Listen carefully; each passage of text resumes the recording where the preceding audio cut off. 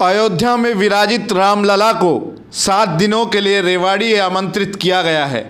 दिव्य ज्योति जागृति संस्थान द्वारा श्री राम कथा ज्ञान यज्ञ का भव्य आयोजन 11 फरवरी से 17 फरवरी तक सेक्टर 3 पार्ट 2 नज़दीक शांति लोक सोसाइटी में किया जाएगा। यह वही मैदान है जहां जया किशोरी ने कथा की थी।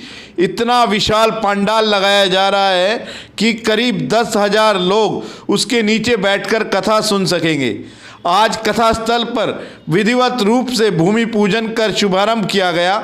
आशुतोष महाराज जी की शिष्या कथा व्यास साध्वी दीपिका भारती जी अपनी ओजस्वी वाणी से कथा का वाचन करेंगी।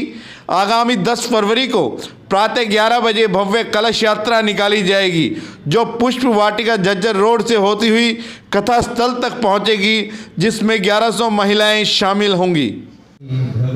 परम पूजनीय गुरुदेव सर्व श्री आशुतोष महाराज जी के सानिध्य में उनकी प्रेरणा से दिव्य ज्योति जागृति संस्थान के तत्वाधान में 7 दिवसीय श्री राम कथा अमृत का कार्यक्रम है और कथा का कार्यक्रम 11 फरवरी से प्रारंभ होगा और 17 फरवरी तक चलेगा। 7 दिवसीय कार्यक्रम है जिसका समय रहेगा सायं 4 बजे से 8 बजे तक।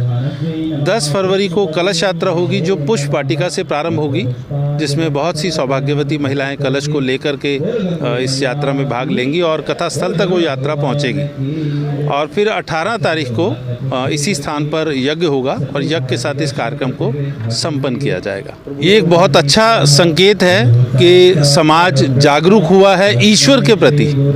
जहां अधर्म बढ़ता है उस ऐसे समय के अंदर लोगों की धर्म की तरफ रुचि है, तो ये एक बहुत क्या कहना चाहिए सकारात्मक बहुत। और ये कथा भी इसी उद्देश्य के निमित्त है कि हम राम को जाने, राम किस लिए आए थे। सिर्फ कथा हम सभी जानते हैं, भगवान राम राजा दशरथ के पुत्र थे, 4 भाई थे, ये बात तो हम सब जानते हैं। सीता स्वयंवर हुआ, फिर वनवास मिला, फिर सीता हरण हुआ, रावण का वध हुआ और फिर से प्रभु राम वापस अयोध्या आए और हम सब ने खुशियाँ मनाई, दीपावली मनाई। लेकिन वास्तव में राम जब आए थे तो उन्होंने समाज को क्या संदेश दिया।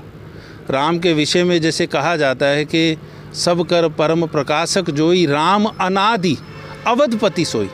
राम अनादि काल से चली आ रही एक शक्ति है जो कण कण में रमण करती है।